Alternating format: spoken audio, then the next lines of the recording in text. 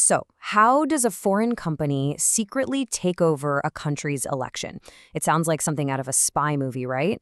But for years, Kenya has kind of been a testing ground for this exact thing. And the whole story really kicks off with this one unbelievable hidden camera confession. Yeah, that's the managing director of Cambridge Analytica, caught red-handed on film back in 2018.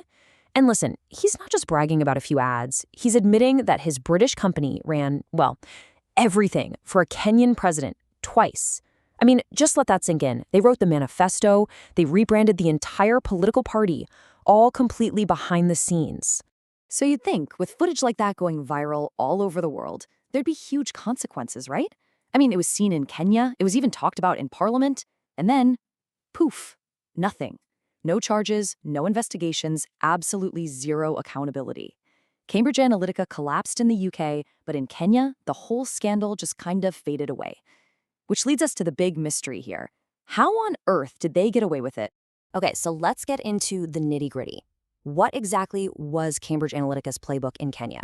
Because when you look at the details, it's pretty wild. They basically had this four-step method that was, well, it was like a political weapon.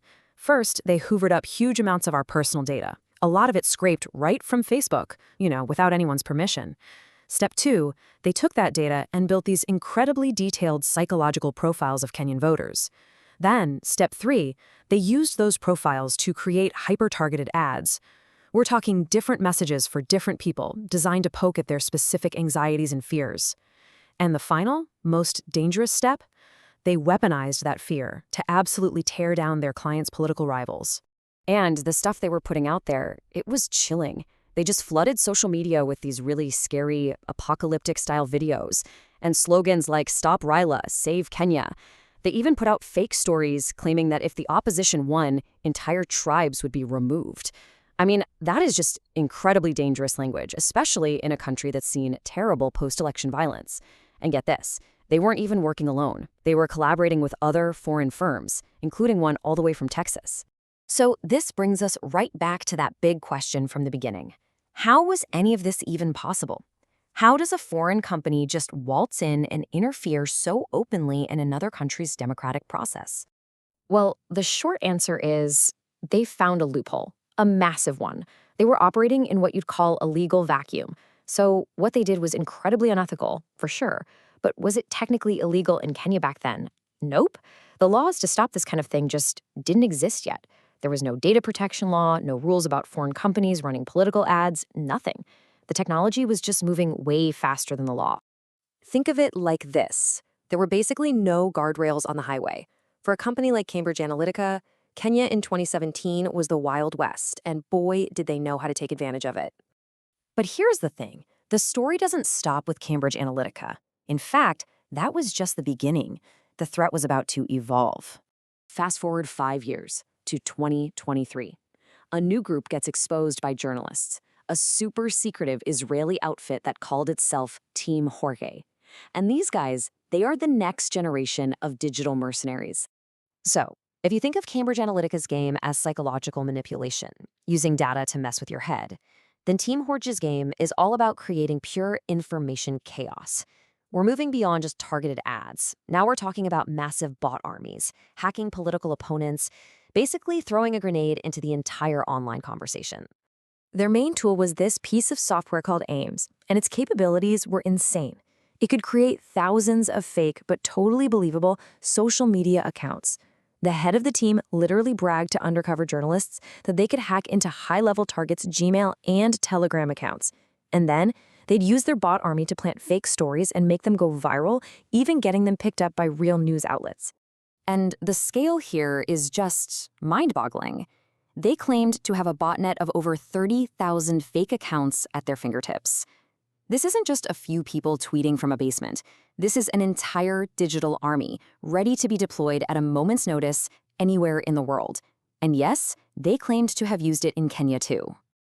Okay, so you're probably thinking, wait, didn't Kenya pass new laws after the whole Cambridge Analytica thing? And you're right, they did. So why does this stuff keep happening? Why is the system still failing to shut it down? Well, the problem is, again, the loopholes. The laws have huge gaps.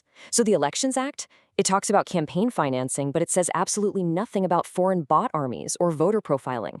They passed a new Data Protection Act. Great, but how in the world do you enforce that against a company whose servers are in a different country?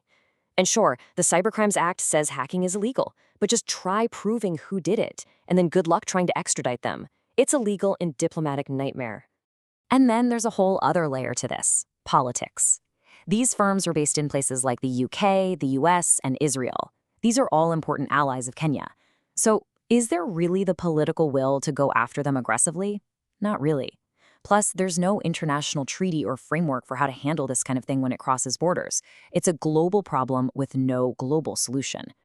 So you've got these legal loopholes and these political roadblocks. It all forces us to ask a really critical question. What's going to happen next time? What this all boils down to is a high-stakes game of cat and mouse. Back in 2013 and 2017, the digital mercenaries were using new tricks, and there were no laws to stop them. Kenya finally passes new laws in 2019, but by then, the game has already changed. You got groups like Teen George using way more advanced tech. The law is always one or maybe even two steps behind. And that's why Kenya's upcoming 2027 election is shaping up to be the next big battleground. You can bet the tools for interference will be even more powerful, the botnets even bigger. The real question is whether the country's laws and its politicians can put up any kind of a fight.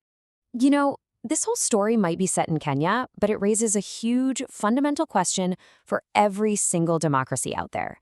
As these tools for digital warfare get smarter, more powerful, and harder to even detect, is there any chance our laws can ever really catch up?